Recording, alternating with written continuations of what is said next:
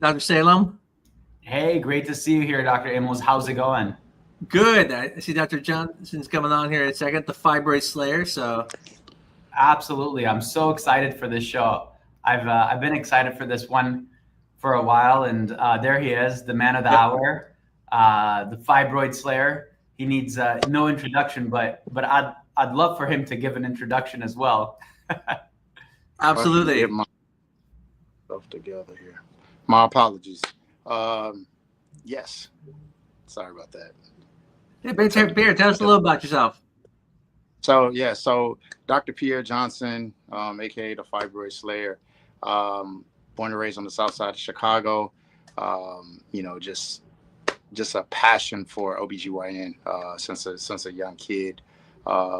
Just growing up, seeing all of the disparities in my community, and then in medical school, just learning about how the origins of everything we know from an OBGYN standpoint came through slavery and off kind of like the backs of Black women in slavery. So just from that point, I just kind of went on a crusade to make things better and bring it back to my community.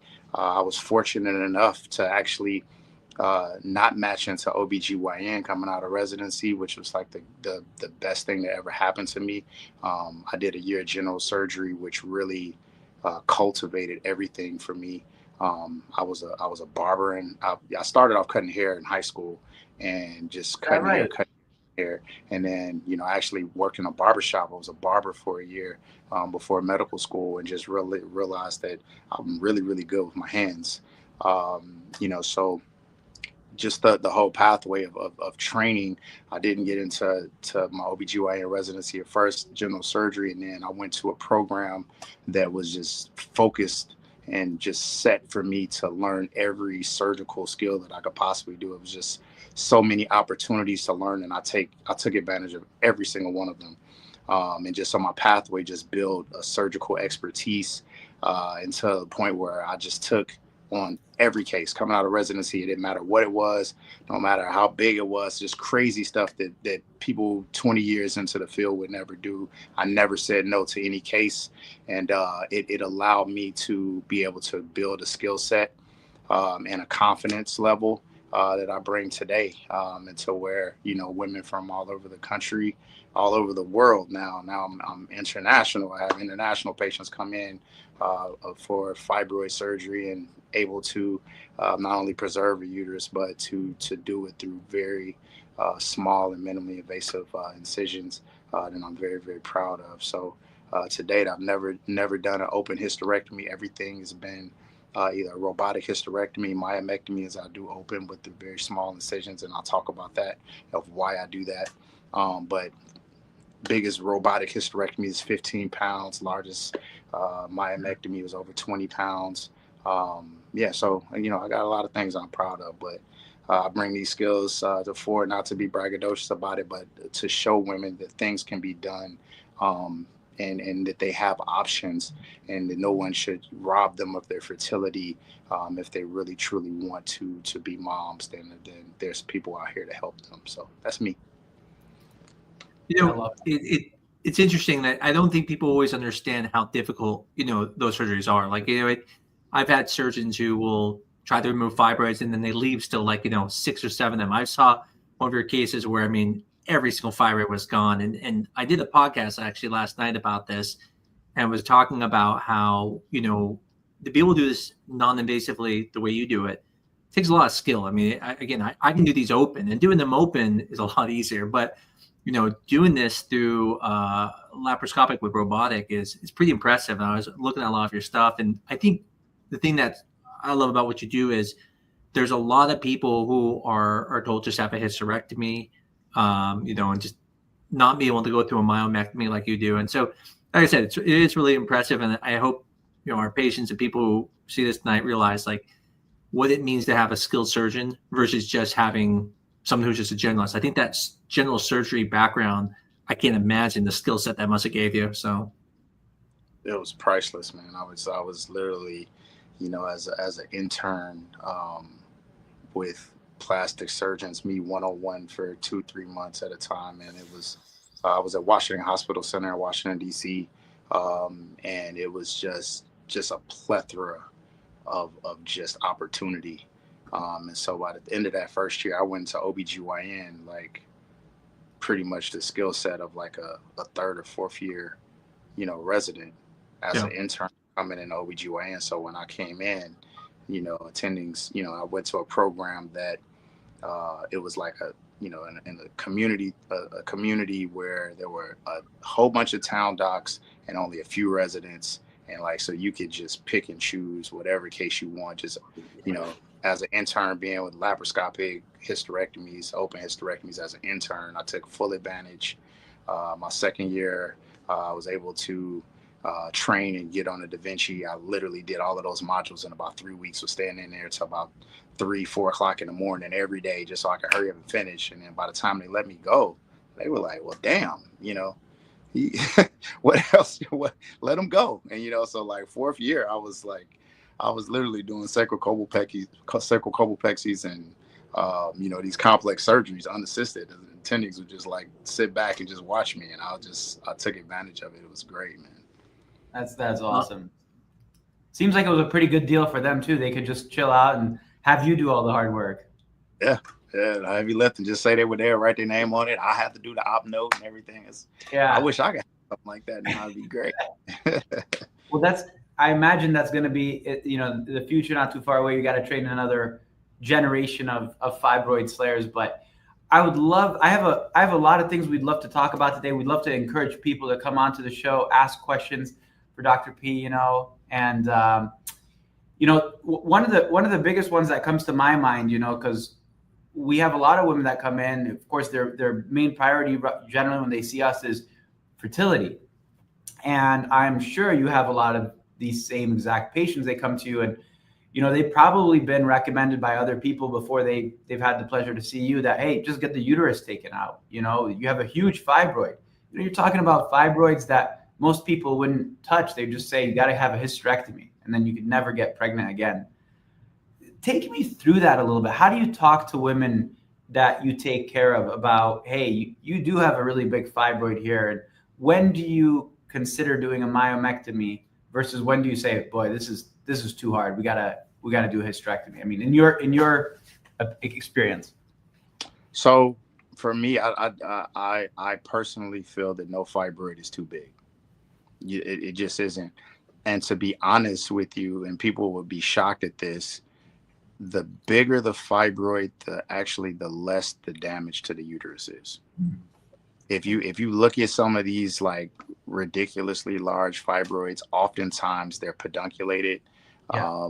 They're really not damaging the uterus, to be honest with you. So we have a big fear about them, and it's really not as bad. It's more so the smaller ones, and when women have really advanced disease where they have 70, 80, 90 fibroids that are in there that are riddling the uterus, where it becomes more of a problem. But some of the bigger ones are really surprisingly are not as bad. There's some more of my easier cases, and for me, I stand true to that. To date, I have the only 2 patients that I've had to unfortunately perform hysterectomies on when doing a myomectomies were 2 women with cancer that had leiomyosarcomas. Yeah. Other than that, I have been able to successfully, knock on wood, but successfully do a myomectomy in every single patient that I've operated on. And it's been some tough ones. I don't want anybody to get confused. It's been very tough. I've been on the fence with several of them. To thought one woman went to DIC. You can't control that. If you're bleeding, you're on the fence there. I've had some very, very damaged uteri to where I actually had to call out to the family and say, listen, this is a lot of damage. Is this what we want? Talking to her husband. And they reassure me that yes, this is what she wants. And I do it, it's because to me, it's not our job to play God. It's not our job to say someone can or cannot and use our opinion in it. For me, I never tell a woman, oh, it's impossible for you to get pregnant, or this is something that you cannot do. Speaking indefinites to women is not only heartbreaking, but it's inappropriate, I think. So my conversation to them, you know, and I'll kind of walk everybody through. I have a very, very pertinent question with every consultation I have. I said, what is your major goal? What is your goal? And a lot of them will say, hey, you know, I just want my fibroids gone. And I stop them there. I say, that's not a goal. That's a desire, right? I need to know what your goal is. And if you have advanced fibroid disease, you only have two goals. One goal is you want to be a mom. You will do anything. You'll run through a brick wall. You'll pay however much money it takes to be a mom. The other goal is you want to fix your symptoms. You want to be normal as it pertains to people not calling you and saying you look like you're pregnant or going through bleeding and pain. And that's the most important thing. When it comes to that, I'm the most important person that they have. But as it pertains to you wanting to be a mom, my ego is aside. I'm not the most important part of that equation. I'm second, third in that, you know, because the most important part of that is you guys, right? You know, because I can do a myomectomy all day long and you have a pretty uterus and everything, but if you don't have the egg quality, if you don't have the eggs to be able to put people in your house, that's a problem. So we start fertility consultation first if you want to be a mom. And I'm very honest with them about that. And yeah, if that, you know, you guys can tell them, hey, we can't even get to your ovaries because your fibroids are so big. Then we talk about surgery. And then right after, then you go get eggs still. But eggs is the primary thing that we need to focus on if the goal is becoming a mom. Impressive. I mean, I find a lot of people who remove fibroids don't talk to them. I get patients sent to me all the time who are 45 years of age.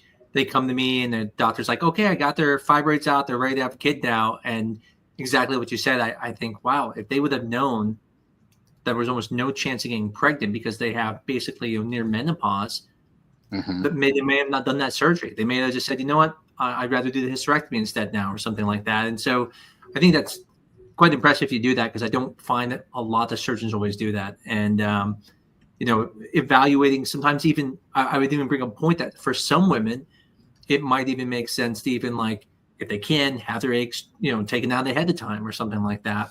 I have a question for you, and I've never had to deal with this. I've removed some big fibroids too. Again, all mine are open. I'm not as talented as you surgically. But I have heard of, you know, people sometimes, like, they do lose their uterus. Like at some point it just is too much, or, you know, it's not going to be able to be used. And I mean, that conversation, I mean, that's got to be a hard conversation, because especially if that was their goal, if that happened. I mean, and again, I'm sure it's a very rare occurrence or something like that. But I mean, do you talk to them about then, like, the idea of gestational care, having, you know, see a fertility specialist too? I know it's not common. I mean, it's extremely rare. Yeah, it's I'll talk to them. You know, that's a risk of surgery that I always talk about. Like, hey, you know, there's a risk of infection, bleeding, injury to things, and there's always a risk of hysterectomy. I'll never risk your life for your uterus. If it's your uterus versus your life is going to win 1,000 times out of 1,000. Yeah. You know, so I'm very honest with them about that. You know, but to then I go extra hard when I have someone that's really serious about it, and when they have went through all of the steps and have tried to do everything that, you know, hey, I've been the fertility doctor. I've done the things that you've asked me to do. So now it's on me to go back there and give them my all. And, you know, like I said, it would be definitely a hard conversation. Like, for instance, the patient that had cancer, like, it was a very hard conversation, but, you know, she understood. You know, that's a life-changing thing. I mean, it's a life-threatening thing if you have a life-threatening thing. But like I said, I've done some really amazing things, man, with some damaged uteri. Like, I literally, like I told you guys when we talked before, I'm going to show you, but I did literally, like, endometrial implant, like, where I looked, I literally pulled this woman's large dominant fibroid out, and about 70% of her cavity was attached to the fibroid. Now hold And up, hold up, hold up. Before you give away the punchline, take us yeah, back, because we got some viewers that, you know, you're doing a deep dive now. This is like a deep cut into the world of endometrium yeah, and all that. So I'm too. take us through what the problem is, right? Like you're talking about fibroid distorting the uterus. So just take us through your thinking about, you know, how a fibroid can kind of negatively impact, harm the uterus, and then, you know, take us through what you're about to tell us, because this is really interesting. This is super novel. This is groundbreaking kind of stuff. So I want to, yeah.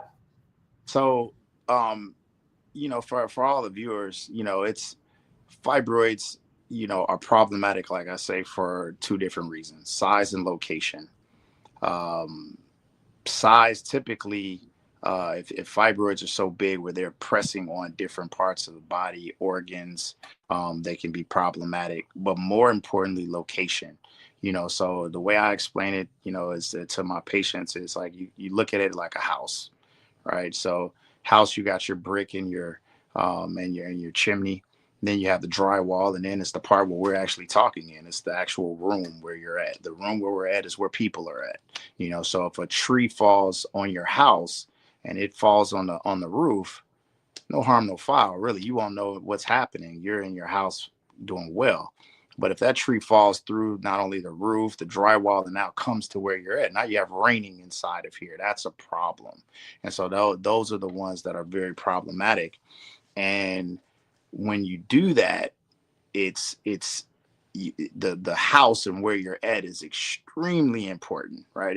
That's the entire focus of your menstrual cycles, where your babies come from. Like, that is sacred. And so if fibroids are putting you know, damage to that, removing them, once you remove them, it is paramount that you meticulously repair the inside of the house, like the inside of that room. And to that point, you know, and I tell women all the time, like, when I get in there, I have no idea what I'm going to find. Right. And a lot of times, and people are like, well, why don't you get another MRI? Why don't you get another? It's not going to change anything for me, because I actually would like to come at this where my mind is just open to create and to think outside of the box. Because if I go in there one way and then I'm thinking something and then something's totally different, now I'm a little jaded with my thought process. So I like to go in and start to create. And a lot of times, if you have branches that are falling into your house and that or to that room that are causing problems, not only do I have to remove that branch out, now we have to repair the inside of that, and so that it is like nothing ever happened, like it's flawless in there. And that takes a very high level of meticulousness to do that. And that's why a lot of doctors will leave fibroids back, because they're so scared of doing anything to the cavity. And if any fibroid is there, and I'm just like, well, if you leave that because you're scared of it, her chances of pregnancy are minimized anyway. So you have a much better chance of removing and then paying close attention to putting things back together than to just leave it.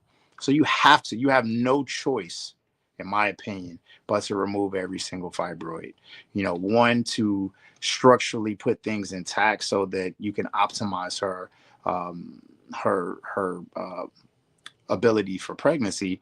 But also, too, to date, I have not had any repeat myomectomies. And the reason why is because I look at it just like a law of averages, if you will. If I remove every single fibroid, then it's not to say that you won't have any fibroids that ever come back. It's to say that you don't have enough time in your ovarian life to now grow a new one, and then for that new one to grow big enough to become a problem. Because if you're 46, 47, somebody does an ultrasound and they get a 2 or 3 centimeter fibroid, I don't care. You shouldn't care. I care if you come, you know, that same age and you got a 12, 15, 20 centimeter fibroid that I have to operate on again. So I set that stage very clearly. Now, moving on to, you know, some of my cases as far as like the damage to the endometrium. And this is why I my approach to myomectomies is the way it is, and it's different. Number one, you have to be so very meticulous. And so into the case that I was talking about, like literally, just imagine instead of that tree branch falling into the room, the entire tree falls into the room, and it rolls and it rains in there for months and months. That's the equivalent of what this woman had, So when I went in there, and this large fibroid just embedded inside of her uterus, I have to shell it out, and I'm shelling it out and shelling it out, and it appears to be just fibroid. But by the time I get it out, what's remaining in her uterus is pretty much all myometrium or drywall or the muscle of the uterus. And I'm looking at the fibroid, and it has this opaque structure on it, which is the endometrium. And so, and honestly, at that point, I had never seen it. But I just had to call out to her husband and say, hey, this is grave. This is something that I haven't seen before. And I think that it's really, just a difficult situation. And I remember, I go back to her conversation before she came to me. She trusted me to do something for her. And then when I asked him, he, as a husband, he didn't want to make the decision to remove her uterus. So he just said, hey, please just do everything that you possibly can. So at that point, I had to do what was right for her. So meticulously, I had medical students and residents in there. And I said, this is what we're going to do. Everybody is going to, and I got extra medicine bomb scissors in there. And I said, let me show you what I want you to do. I want you to stay really, really close to the fibroid, and I want you to slowly start to peel this layer off, because this is the layer that we need. And I just started to peel, and I had about 2 or 3 large pieces of it. And then there was also still probably about maybe 30-40% of the endometrium left, and I could track it up to the tubes. And I just kind of, from there, I just literally started to piece it like flaps, if you will, together to recreate her endometrium like a puzzle piece, into where it fed the tubes. And I put meticulously sutured the layers of the endometrium, not to oversew and not to make sure that they're not impinging on each other, but so that they're reapproximated.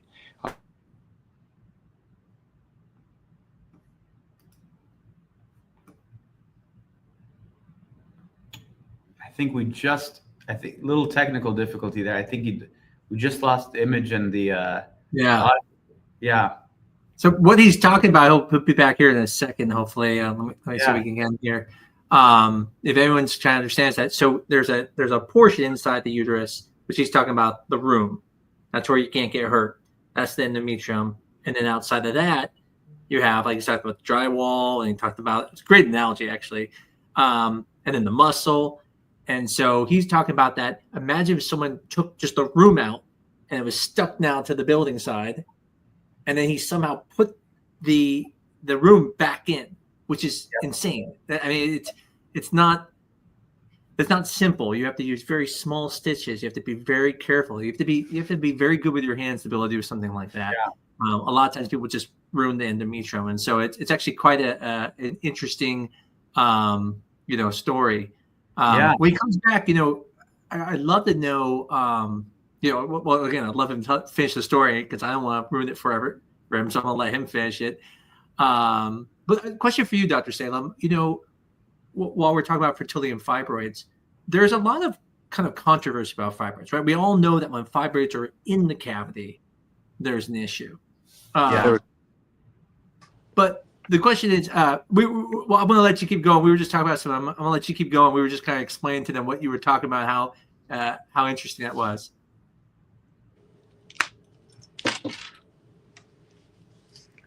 You still there? Yeah, I'm here. Can you hear me? We were just explaining to the audience what you were talking about, giving a little bit more detail. Your analogy was fantastic, but I'll let you finish, and then we were going to talk about some of the controversies with those. Got you. Yeah, I'll finish that really quick, because I was getting kind of an attention. But yeah, so I put it back together, and I said, if God's will be done, if this is I could look myself in the mirror at the end of the day and say, hey, I did everything I possibly could for this woman. I did the right thing. I didn't make a judgment to say, hey, she's not going to get pregnant or what have you. I did the best that I could do. And any patient or any person will respect and appreciate if you do everything that you possibly can do. And you can honestly look yourself in the mirror and say, hey, I did everything I could do. And lo and behold, she definitely has really regular monthly menstrual cycles. That's amazing. And I would be shocked to say her pathway to the tubes is intact. It may or may not be, but nonetheless, if you do a hysteroscopy, put a camera in there, and it's pretty clear. There's really no reason why you couldn't put an embryo in there. If it's intact, so she has a chance.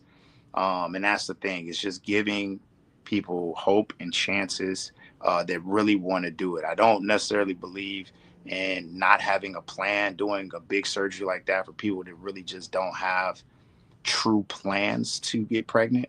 I don't believe in doing it for women that just say, hey, I just want to preserve my uterus. I just want my uterus. So what have you. If you have advanced fibroid disease and you need surgery, saving your uterus should be accompanied with a benefit. And that benefit is the opportunity, at least the opportunity for you to be able to get pregnant in the future. So that's that.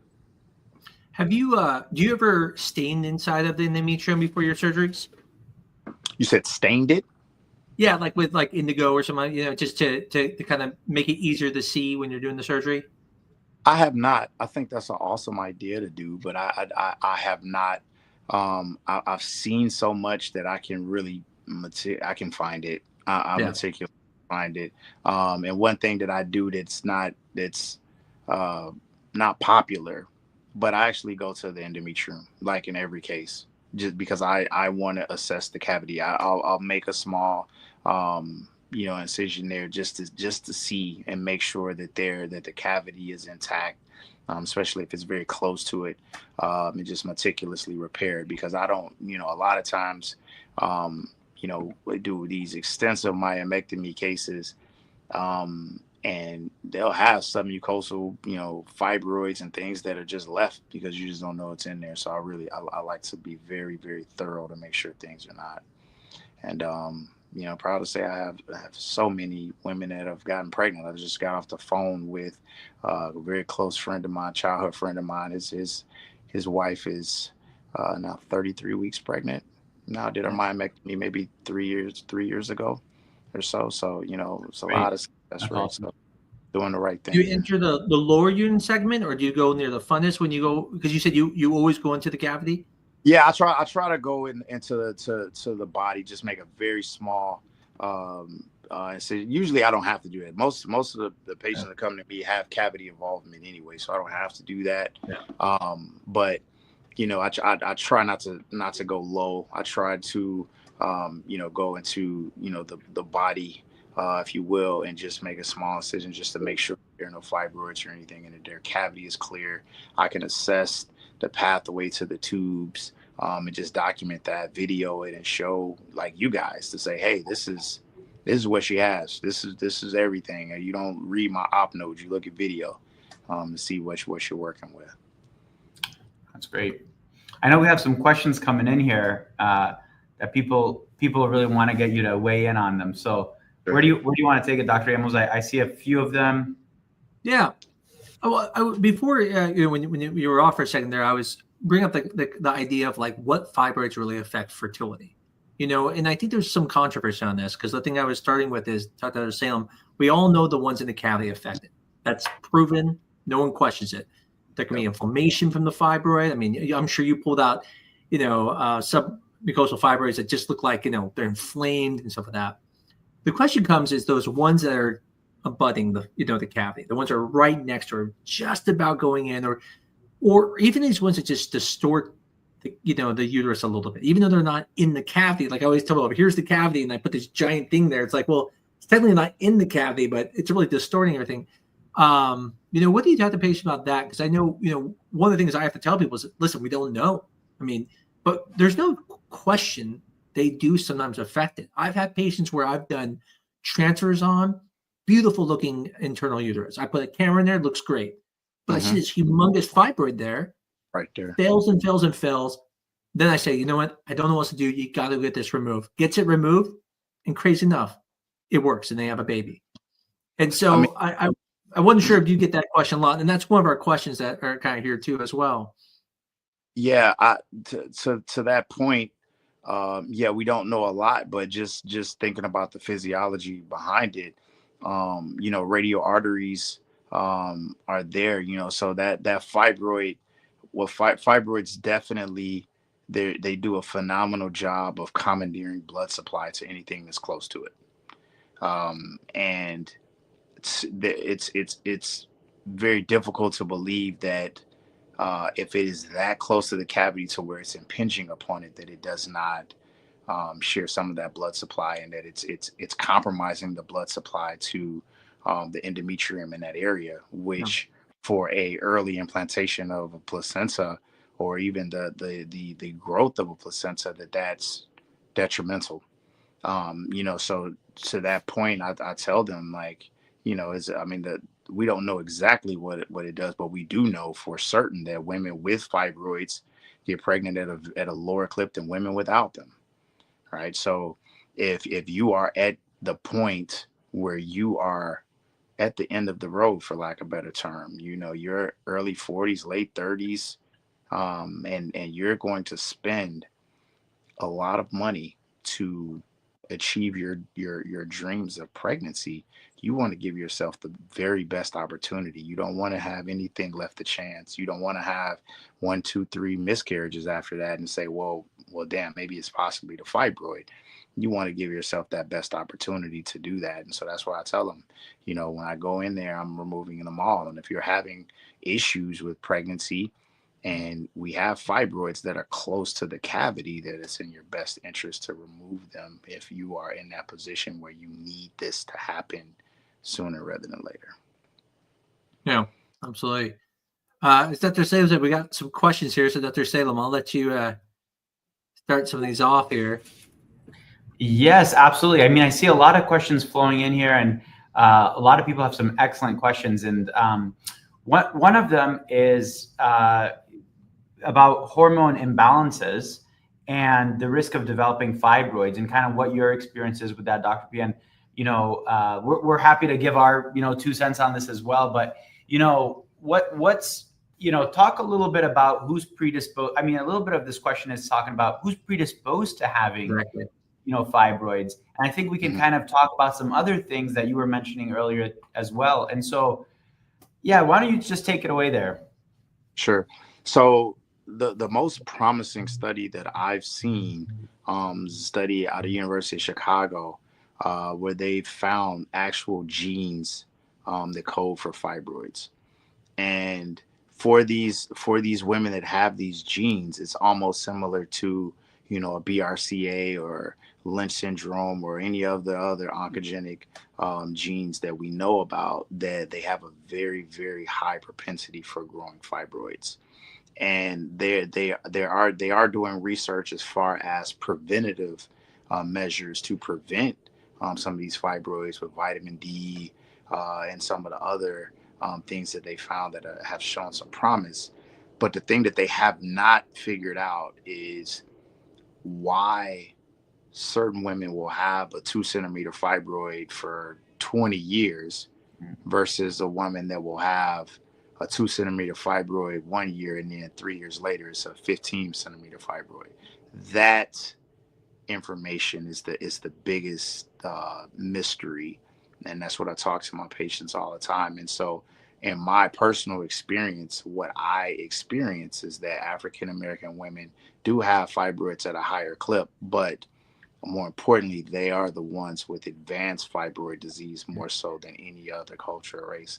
And there are a couple of reasons that I think that are not well studied or paid attention to, as to why that is. Number one, I definitely think from a cultural standpoint, just the lack of the access to quality foods that plays a part in it from a socioeconomic standpoint. But even more importantly, just, not to get too deep into other issues, but our country, is that, there's a common stress among culturally, so stress is a factor that plays into fibroid growth that we don't account for. And then from a cultural standpoint, a lot of culturally, these women are now starting families later, or now putting, putting school and putting a lot of other different things first, and then having children at later times.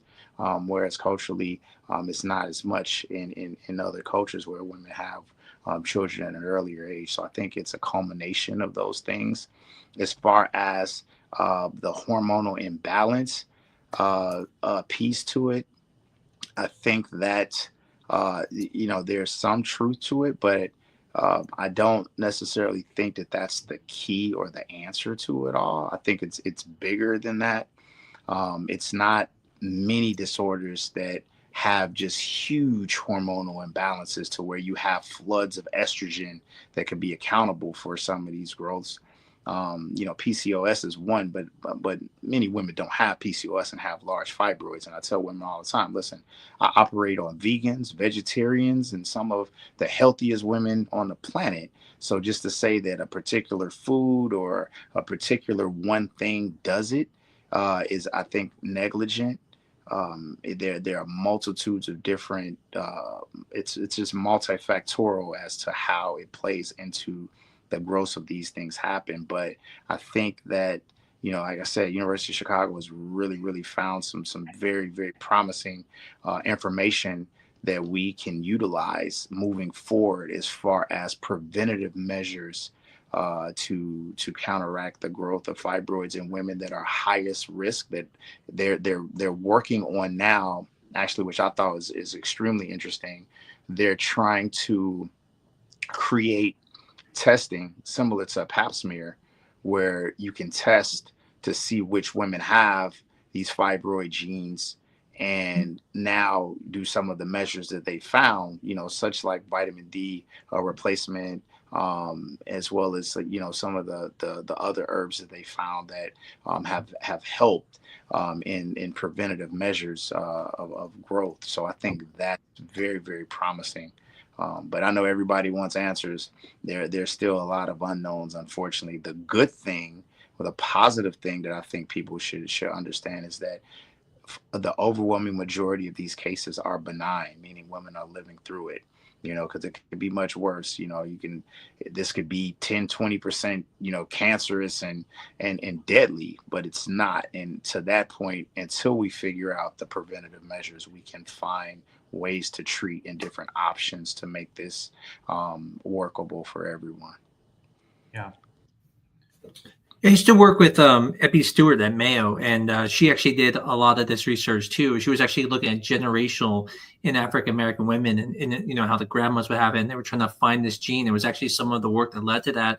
It's really a big portion of her work. It really does overwhelmingly affect African American women more than any group. There's no question about that. It's interesting. Anecdotally, I've noticed a lot of Indian patients having fibroids as well once they come to, especially in the United States. I don't know, it comes back to that diet or something, if there's something different, because obviously it's a huge cultural change in diet coming here. But that's really cool. We actually have a guest on here that, so we're bringing her to this, or her to the stage, and probably has a question for you. Their mic is muted. I don't know if the guest knows their mic is muted. I'll wait for them to come on. I had a question for you. One of the things when you were doing surgeries that I wasn't doing in the past. So back in the past, when I used to do surgeries, there was a point that fiber got too big that it was almost impossible to do surgery on, or the surgery became more complicated. Like, for example, I have to make a small incision in the back of the vagina just to pull out the fibroid or something like that. And now, obviously, with the morcellation and things you can do, you can get away with stuff. But if a patient found they had a fibroid, let's say they didn't know it, is there a point where they should maybe get it removed earlier than later to, be able to preserve the uterus more? Is there a point where you would say, if you're getting to 6 centimeters, let's get this thing out, because if it gets to 15 here and it's growing fast, I'm going to have to do more surgery, more concerns. I take it on a case-by-case basis. I don't necessarily do it from a size perspective, or say, hey, it's reached a 7 centimeter or 8 centimeter, and you should operate. One, I take into consideration what the symptoms are, and seeing if it's really impacting them symptomatically. And then I also look into see what is the plan for fertility. Younger patients, I'm much more liberal as far as how to really attack things and how to give them options, because to you guys' point that an AMH of someone that has an 8 or 9, and has a little bit more time to work with, a procedure like an Accessa or a laparoscopic radiofrequency ablation of the fibroid, just temporize growth and to help with symptoms, is much more of a realistic option than someone that's 43 that has been infertile for years and really is, has an AMH of 0.8 and needs to get eggs, and now trying to really move forward with an IVF cycle.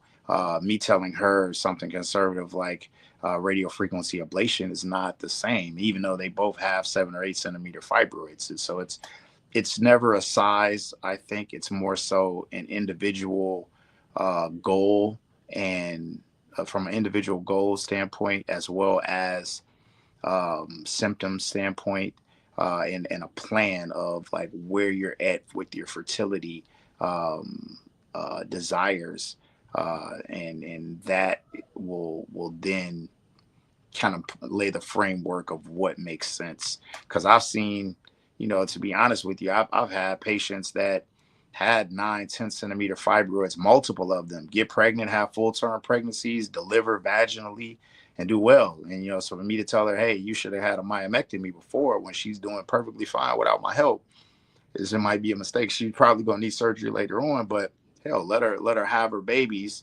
And then if we have to deal with myomectomies or even hysterectomy when she's ready, do it at that point. So like I said, just from a case by case standpoint, I'm very careful to do like blanket statements to patients and say, hey, this is the way I do it, or what have you. I listen to them, I hear them, and then I kind of break it down and allow them to make a informed decision about what makes sense for them. I think that's such a great point that you bring up, especially fibroids. It's not a binary thing. They can be in different parts of the uterus, different sizes, affect things differently. We talked a little bit about the inflammation response that they get, the pain symptoms that some women have. So I think this is such a key part of our talk today, is just like this idea of you really got to hear out each individual, their story, what their goals are, not their desires, their goals, like you were saying. And figure out how to get to those goals, appropriately, because it really can, change. I mean, we have guidelines, but that's only part of the story. Absolutely. Yeah, absolutely. Yeah. And I think that's a big problem that we have in medicine, not just in our disciplines, but across the board, is that there's a lack of listening to people. And a lot of women that come to me say that, hey, they pushed hysterectomy. They just said, I needed a hysterectomy, well, that was the option or what have you. And nobody heard you say, I really want to be a mom. And let's figure out how to get you there, and to say, hey, yes, hysterectomy is on the table, and it might be an option or even a better option for you, and surrogacy may be it, but hearing you out, giving you the pros and cons of everything, and then allowing you to ask questions about each thing, and then make an informed decision that makes sense for you without my bias, without my dictatorship, if you will. And that's a lot of times patients feel that they're being dictated to, giving them the freedom to make their own decisions. I think that's where the trust goes out, and where you have to empower people to feel like they are making the decision that makes sense for them. Absolutely. It's interesting. I see a lot of people, who know you and know us, and even some of our own patients have had surgeries from you. One of them, Amy here, was, saying it's same thing. We told her this fibroid's probably not affecting fertility. It's not the traditional one that's affected. And she actually ended up seeing you and said that she had surgery and it was very, the surgery was very successful. She said it was about 550 grams. That was the fibroid you removed. And, she was asking, could it potentially affected her fertility? And as I said, I mean, traditionally, no, we don't believe those fibroids do. But I mean, I feel like there's a lot of things we keep learning, and there's new things we learn about it. One interesting thing, and someone brought this up about fibroids right here, is that her fibroids grew after starting IVF medications, and what can counteract the growth due to medications. And she said, by the way, I had a myomectomy less than 10 years ago. And it's true. I mean, this is actually one of the things I talked about in my podcast, was that it's not uncommon for, when you're pumping someone with hormones and, if you have high estrogen levels, it's going to cause those fibroids to grow. And you made a really good point about the type, like, do they have that gene for the ones that are going to grow faster? Do they ones not? Because I've had some people, fibroid doesn't grow at all. 3 IVF cycles, not a single growth. And I've seen other from the beginning we start till 6 months later, and it's almost like double on the side. I mean, grows really fast. And obviously not like a sarcoma type of growth, but, grows faster than you would expect. Do you tell patients anything about, like ways to, you said, reduce estrogen, phytoestrogen, stuff like that, to stop the fibroids from growing, or just kind of say, no, I'm going to take it out, and then you can just do whatever you want? Yeah, I don't, because, one, I'll tell them, expect fibroid growth in pregnancy. It's typically going to happen. Whatever medications that you get, or even during pregnancy, most of the time it's going to regress back to its pre-pregnancy or pre-medication size after the fact. So don't get caught up so much in the growth while you are at a hyper estrogenic state, and don't get focused on that as much. Focus on whatever it is you're going through, whether it be pregnancy, whether it be going through a cycle, and then, evaluate later. Don't get hung up on it. But, to that point, I just, I people will ask all the time, well, why in the world do you not put some of these patients with larger fibroids on some form of suppressant first to shrink it? Why don't you put them on Lupron? Or why don't you, you got to make it smaller to deal with it? And I tell them all the time, well, if you do fibroid surgery extensively like I do, you would know that it is a nightmare to deal with someone that's been on Lupron for months and months and months, to deal with mushy fibroids and trying to get them out of there. It really sucks. So I want it to be hard. I want it to be in its natural state. That makes it easier to delineate between tissue planes. So it's be careful, to everybody listen, when you talk to your doctor about their plan to attack your fibroids and to preserve your fertility, like, make sure you know what they're talking about.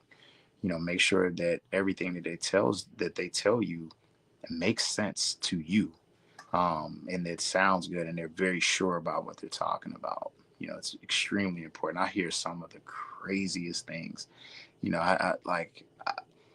I had a woman today. It's crazy. I'm recency that she told me she had fibroids, and she told me her doctor told her, well, for one, they diagnosed her with endometriosis, and they told her the reason why her pain is better, because she had horrible pain years ago and now it's better.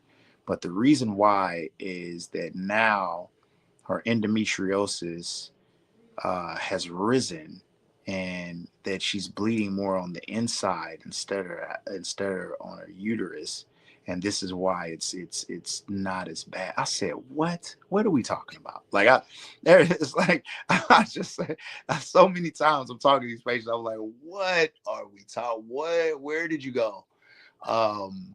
But to that point, the shock and dismay that I have is just like, just imagine what the patient is feeling. You know, so to that, I just try to, and just like you guys, just try to arm women with the information, the knowledge, you know, when they can have intelligent conversations with their doctors as opposed to just listening and hearing whatever. It's really empowering, and that's how we optimize medicine.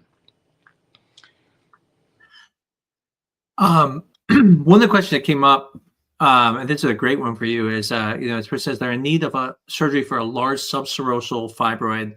They're also going through IVF retrievals and trying to balance when to get the surgery and to ensure not to have another fibroid grow before getting pregnant. So in other words, kind of that thing I was saying about, you know, will the hormones make it get bigger? They're wondering, should they have that surgery first, then get the retrieval, or do the retrieval first, then get the surgery? Yeah. So to that point, I tell every woman that I talk to, see you guys first. And if you do an ultrasound and you can access the ovaries, do that first, right? Because the process, and this is the same analogy I give them, no matter what, from the time they started to have their menstrual cycles to the time that we're having the conversation, the quality is doing this. And for every single woman, at a certain point, it's going to do this, right? And the misconception that we have is that it's always associated with age. At 35, it's here. At 30, at 40, it's here. At 42, it's here. Your aunt had a baby at 44 and you can do it.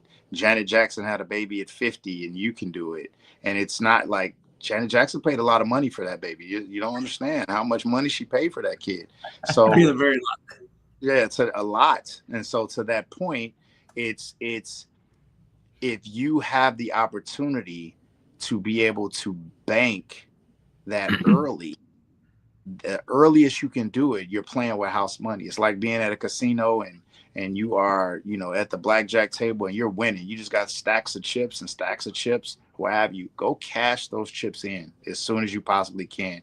Because if you continue to play, the casino's going to get their money back. And that's what your eggs are going to do. So if you can get that early, absolutely. Now, if they see you and you say fibroids are just blocking the pathway to these ovaries, like we can't get to them, it's impossible, it's like whatever, now you got to come see me so that I can get the fibroids out the way and then access the ovaries. And to that point, we're not waiting 6 months or whatever. I tell my patients, give it a month. After a month, if they can push you through a cycle and go get eggs, go do it.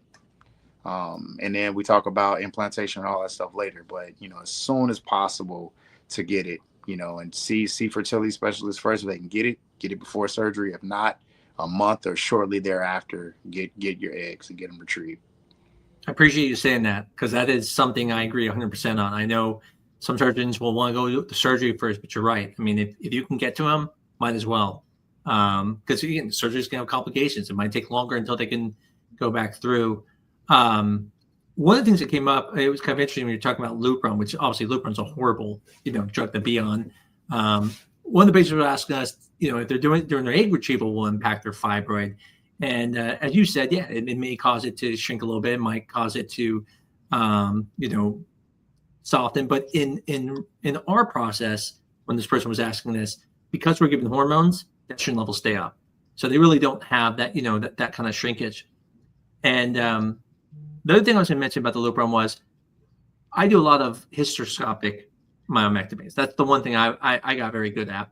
And I could do huge ones. I mean, I think it'd be 4, 5, 6 centimeters I could do in one surgery. And a lot of people would say to me all the time, why don't you give them Lupron? Give them Lupron. You know, it makes it smaller.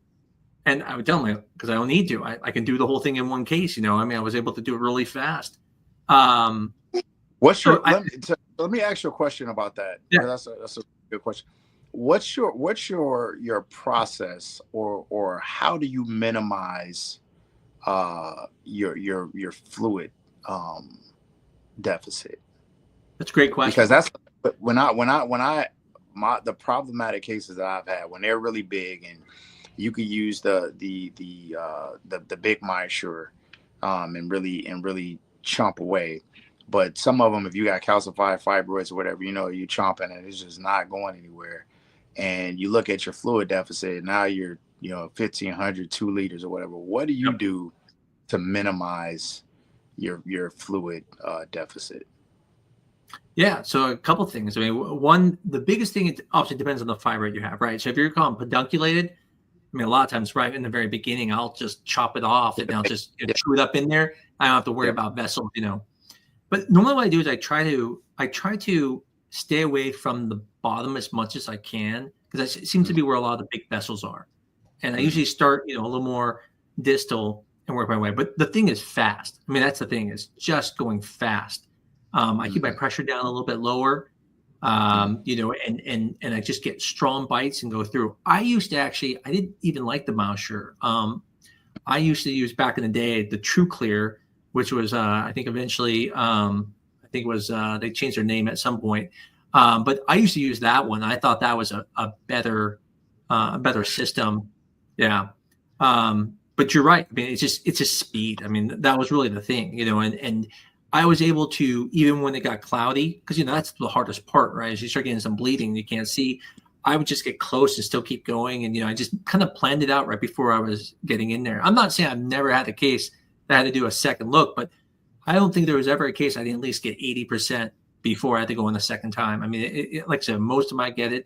And you can go, you know, I mean, obviously we're not taking our boards right in here, so we don't say 1,500, but, you know, if we're taking our boards, we're saying 1,500, but, you know, you can go a little bit over if I'm close. Yeah. Yeah. And I'll do some late stuff afterwards, but, you know, it just depends where I'm at, right? If I got 60% more to go and I'm already having a huge fluid deficit, I'll go, okay, I'm gonna have to do this again anyways. Let's get the 50 and stop. But sometimes, you know, I'm like 20% more. I look at it and go, I can get this, and I finish it off. But you're right. It's a decision you have to make intraoperatively. Yeah. I'd love Let me ask you this. Now I'm putting you on the interview. So, I'm okay. What do you feel about, because this is I struggle with this too, as far as hysteroscopic myomectomy. As we know, you know, you can get as much as you see in that cavity, but there's also, you know, the portion that's on the other side of the door, the portion that's in the myometrium. And a lot of times, as we know, you know, that's going to herniate over time. You know, you're going to still have problems. So what is your counseling as far as with the hysteroscopic myomectomy? And more importantly, are you comfortable, like, after performing a successful hysteroscopic myomectomy, regardless on what's the other side, now feeling comfortable with implantation, or like how do you counsel patients, or like what's your approach there? Yeah, so I tend to, like, you're talking like an old grading, like a type, you know, 1, let's say, or something like that.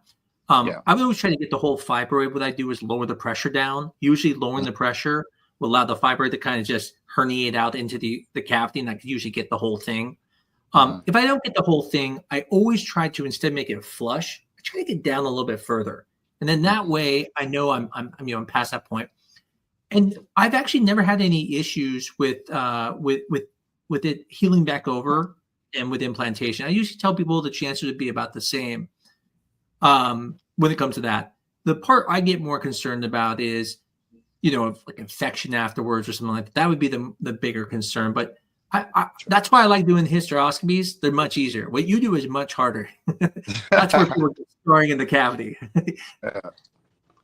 Yeah, because I usually, with those patients, I'll do a dual. I'll do a hysteroscopic myomectomy, and then I'll do accessory or laparoscopic radiofrequency ablation of everything else that's, you know, myometrial and serosal.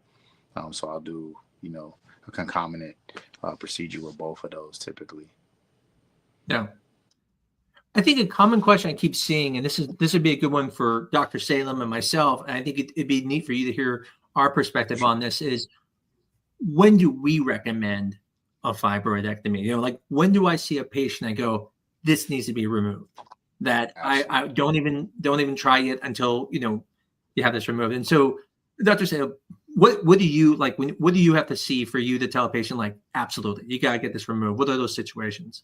Yeah, I would love to hear everybody's take on this. I bet we'll say 3 slightly different things. So, you know, definitely fibroids that have to come out in my book. Anything, you know, in the cavity that is involving that, you know, inside of the cavity, inside of the house. Then things that are submucosal, those need to come out. The question is, how do they come out? You go through the vagina, through the uterus to get them out, or do you have to go from up top and send them over to Dr. P for him to do his magic? And then the second group, or the next group, is the ones that are inside the wall of the uterus. Now, from a fertility standpoint, I try to look at if they're distorting that potential space inside the house. That house is, when you're looking at the fibroid, is it really crunching down on top of it and changing the shape of it, even if it's not involving it? I also look at the size of it. Generally ones that are above 5 to 6 centimeters, I start thinking more that, hey, we might need to remove this one here.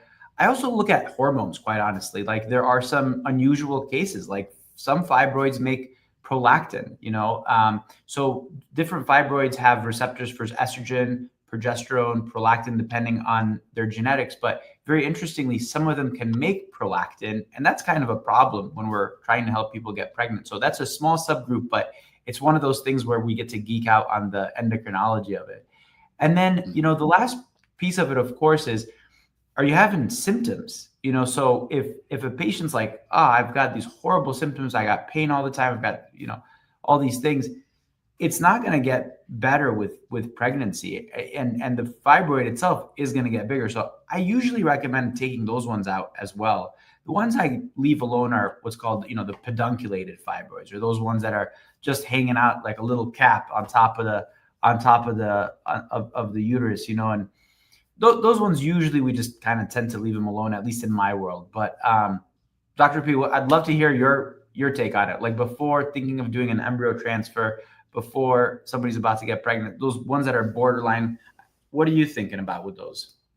Yeah. So, again, I'll take, each case individually and kind of see what the goals are and see where they're at from a fertility planning standpoint, and see, like, is this something in which you're trying to get pregnant within the next 6 months to a year, or you're trying to do 4 or 5 years to get pregnant.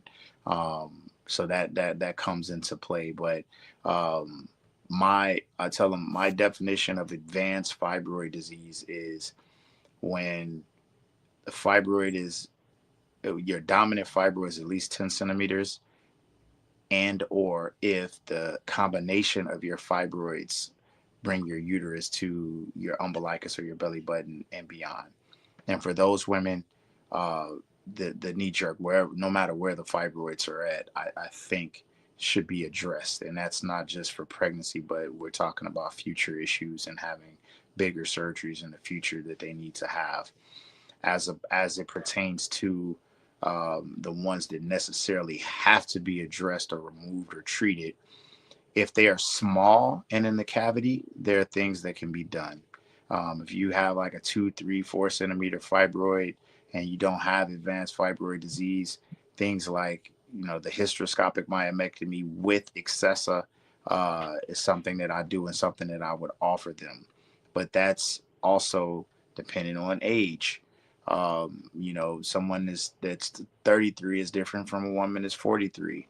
And their fertility planning, someone that's older and trying to do this and really don't have a lot of ovarian life still left and don't have a lot of opportunities for pregnancy, being a little bit more aggressive with surgeries is a better option as someone that is younger. But any fibroids that are really close or impinging on the cavity or pushing in significantly, where you see it on ultrasound or where you see it hysteroscopically, fibroids that are definitely in the cavity and they're causing significant distortion of the cavity, definitely need to be addressed in some way, shape, or form if the symptoms are there, and if the desire for fertility within the immediate or near future is there. But like I say, it's a case by case, and some women I've had have had fibroids so bad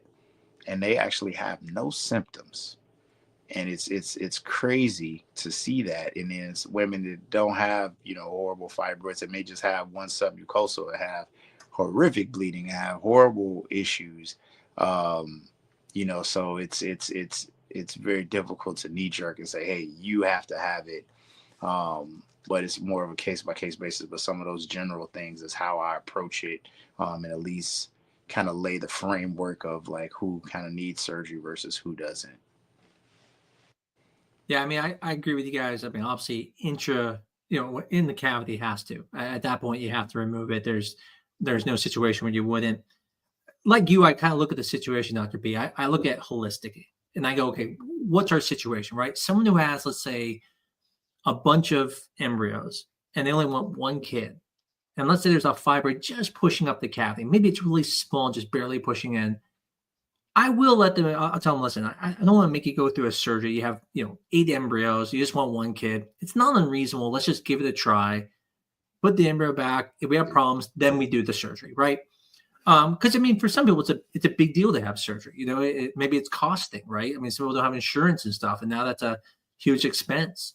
And then I think with the other one is, like you said, the distorting. I think when things do get distorted, there's a little bit of concern there. My mind's changed a little bit. Like I said, after that surgery where that person had that fibroid, and again, I mean, from everything I've learned, everything I know, it shouldn't technically affect implantation. But what we're realizing is some of these fibroids can be irritating, causing contractions and stuff inside the uterus. It could be causing things. And so, unfortunately, I don't think we'll ever have the answer. So I don't, like you said, there's no one you can tell absolutely which ones you have to remove, except for the ones that are submucosal. But I agree with you guys on most of those. So I don't think we were that far off, Dr. Salem. I think we were all kind of pretty similar on that. Yeah, absolutely. Yeah, you guys are. I was thinking the same. The two other things I think would be really cool to talk about is, is like you said, people are walking around with fibroids all the time. I know we're a little bit over time. We'll finish up here soon, but 40% of women who are age 40 have fibroids. It's a very common thing. Many women have them, but the question is, does it matter that they have them? I'm sure a lot of people are hearing this. They heard these crazy stories, but in the end of the day, I mean, these people walking around with fibroids, they'll never know they have them, and they'll never have any issues. And I think when they hear the word, like, it's a tumor, how do you explain it to people with this idea? Like when you meet them and they have a fibroid because they heard they have one, now they're scared, but you're like, what's your goals? And they're like, well, I'm fine. What do you tell them? You say, well, don't do surgery. No reason. Like, it's not bugging you. It's not bugging anyone else. So. Yeah, I always refer back to the goal. And I talk to them and say, hey, if the only reason that you're talking to me right now is because somebody did an ultrasound and told you that you have fibroids, forget that ultrasound and forget what they told you. Because it's you have 70-year-old women walking around with fibroids that are living their life with their uterus and their fibroids, and they're not bothering anybody. So the fact that the fibroids are just there and they're bothering you just because they're there, forget that they're there. When they become a problem for you, you will know that they're there, and now we need to talk. We have bleeding, we have frequency of urination, we have pain with sex, we have pain with our menstrual cycles, we have infertility issues. When we know when they're causing a problem, now we need to have a discussion, because at the end of the day, every surgery has risk involved, right? There's a risk to every single one of them. And if we're talking about removing fibroids, this is a risky surgery. And so when you have a benefit to that surgery, then it makes sense because the benefits outweigh the risk. And if we're doing that surgery to get you to a goal, then now it makes sense to do it because we'll take those risks on for the greater benefit. But when the benefit's not there, now it's just all risk. And if something does happen, you ask the question, why did we do that? Because there was no benefit to it. And you get really, really into a danger zone when you start to take a lot of cases that have all the risk associated with no benefits. And so that's why when I talk to them about it, and it usually light bulbs pop up when I bring it to them that way. Sometimes they're still kind of stuck at that point. And then, I just ask them, then I go just straight back to the goals. What is our goal? And if your goal is, oh, well, I just want to stop bleeding. And that's where it comes in. And I just tell them there's so many things that can contribute to your bleeding, or they can cause you to have abnormal bleeding that have absolutely nothing to do with fibroids. So if your goal is just to make your periods better because you believe it's your fibroids, what happens if I go in there and I remove all those fibroids and that you still have heavy periods? Are you happy then? Would that make you happy? Well, no. Well, then let's think about it. Let's talk about it, because I can't assure you, I can't give you any assurity that me removing these fibroids is going to make your bleeding better. Because just as much as your bleeding may be contributory to fibroids, it also may be due to anovulatory bleeding, which is your ovaries are starting to decline. You're not ovulating on a regular basis. And now that's the reason physiologic and it has nothing to do with your fibroids at that point. So just having these real conversations, because a lot of times when our patients talk to us, they're talking to us from a place where they have just heard different things. They've listened to different people's stories. They've heard a lot, and they don't really have anyone that has brought it all in and talked to them about true facts, and now truly be able to make decisions off of factual information from experience. And then, that's our job to do. And then they can really appreciate that and make informed decisions from that. And usually, I always have a few patients like, oh, I'm just talking to a wall. It's nothing. I'm going to change your mind. But those patients are very few and far between. Usually, even when patients that come in and say, hey, I came to you for fibroid surgery, that's all I want to hear about. Even those stubborn patients typically will definitely listen to logic and will hear me out, and will listen and make better decisions about that, and even change their mind about what they came into it with. For the people who are interested in seeing you, I know we've had a couple of people asking, like, how did they get a hold of you? For someone who might listen to this or watch this on another time on a rerun, how did they get a hold of you? I mean, again, because all surgeons aren't the same, and sure. Like I said, I actually just one of the patients we saw recently had a surgery done, and after getting it done, there was still another fibroid there, and they had to have another surgery. And so, if someone wants to find you, what's the best way for them to get a hold of you?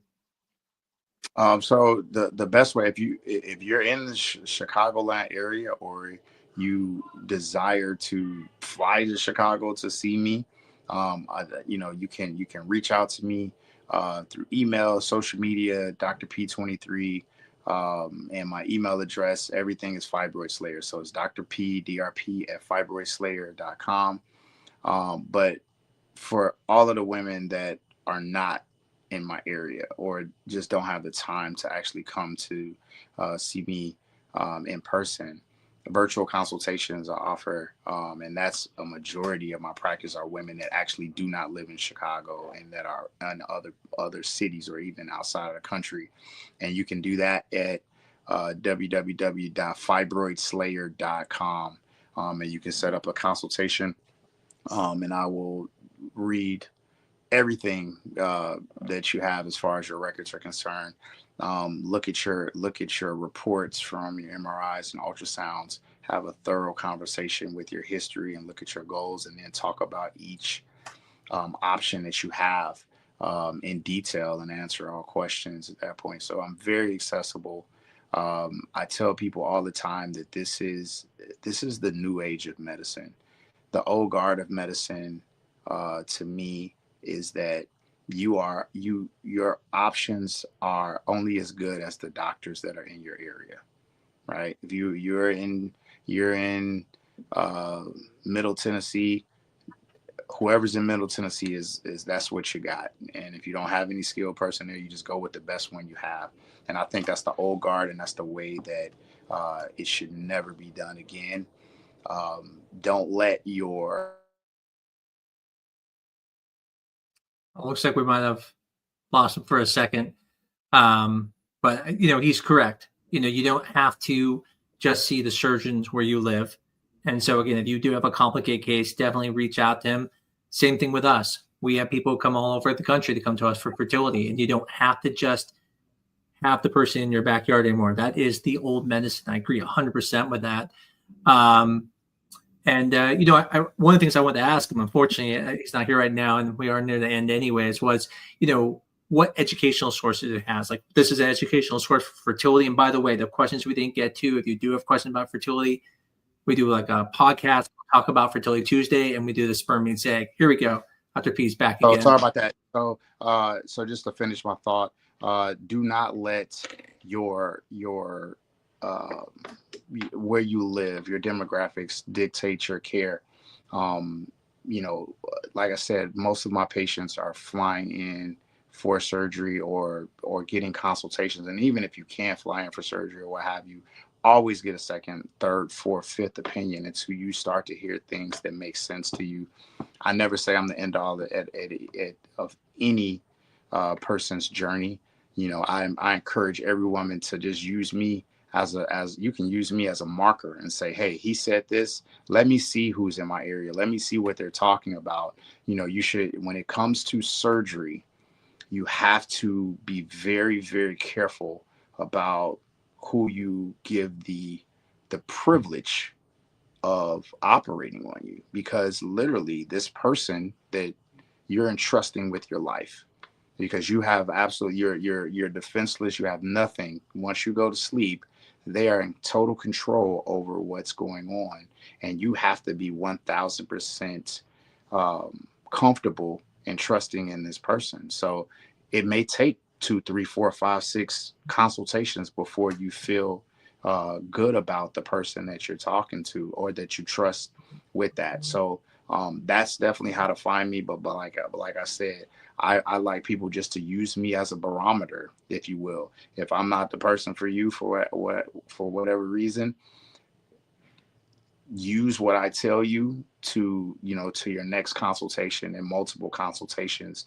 and wherever you're at, don't just say, hey, this is all I have, these 3 doctors. I had one woman, like I said, and I'll be real quick, the largest fibroid to preserve a uterus that I've done, and it's on my page, is 20 pounds. And, you know, this woman, her fibroid was laying on her IVC, and it was causing pleural effusions to where she had to have drainage 7 times in a year, where it was taking out 2 liters of fluid, and it's pretty much filling up her right side of her right lung. You know, that's what she had. She went to Johns Hopkins, she went to Duke, she went all up and down the East Coast looking for doctors that would not touch her, that would not even attempt to try to preserve her uterus, would not even attempt to try to do any type of low transverse incision, or everything was vertical, everything was hysterectomy that they told her. And so she found me. And I was able to not only do her surgery successfully, save her uterus. She's having normal periods now. She's has an AMH over 2 and is seriously now wanting to have a child when nobody gave her that opportunity. But if she would have just took that and said, hey, I'm on the East Coast and it's all I have, and I can't move, she would have gotten a vertical incision hysterectomy for sure. But she took it on herself to say, hey, not only am I going to get this consultation, I'm going to do what it takes to go to Chicago and have this surgery and make my dreams and be in control of my own destiny and my own dreams. And that's what I implore everyone to do, is that take it in your own hands. There is a way to do it.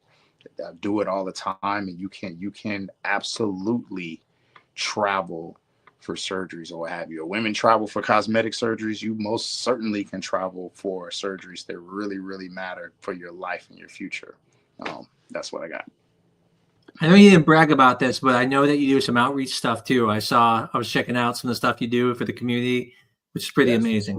So thank you. The stuff you do there. So I just want to share one thing, and that is I really love the name, and I'm not saying I'm copying it, but you know, I'm thinking I'm going with the Egg Slayer. I love it.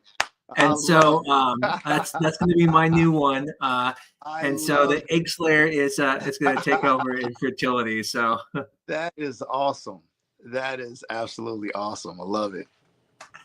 Hey, thanks so much for coming on. This was really so much fun. And like I said, I really hope a lot of people really realize that there's differences between surgeons. There really is. And I think one guy said best one time, he goes, no surgeon thinks they're bad at surgery. And what I mean by that is that, you know, every surgeon is going to think they're good, but there really are differences. And this is where I would say, if you're ever going to get a fibroid removed, definitely talk to a fertility doctor before you have it done, that they recommend the surgeon if they don't have the ability to see you, and they can at least get them to a surgeon they feel comfortable with getting to the right spot. So, yeah, 1000%. And to that point, also, I don't think that all fertility doctors are built the same either. Because I've had doctors, I mean, I've had patients that come and say, what did they say? I know I'm not a fertility expert, but that just doesn't make sense. Like they shouldn't tell you that either. And, vice versa, good docs, good surgeons have relationships with fertility specialists that they trust as well too. So same way, if it should be a team approach. And if you go to your gynecologist and say, hey, this is what I want, I definitely want to have children, that doctor should be saying, hey, I need to send you to this fertility specialist because they're going to work with me and have a team approach of how to get you to your goal. And they're not going to discourage you. And they're going to be very honest with you, too. So I think that's important. It goes the other way as well. Well, thanks again. And anything else, Dr. Salem, you have to add? No, I really want to thank you. I mean, I really appreciate your perspective. It's so enlightening for everybody in the community, the fibroid community, the fertility community. And thanks for all the teaching today. Thanks for all the hard work that you do. So it's great, and hope to be, again, we'll definitely hope to see you in the near future.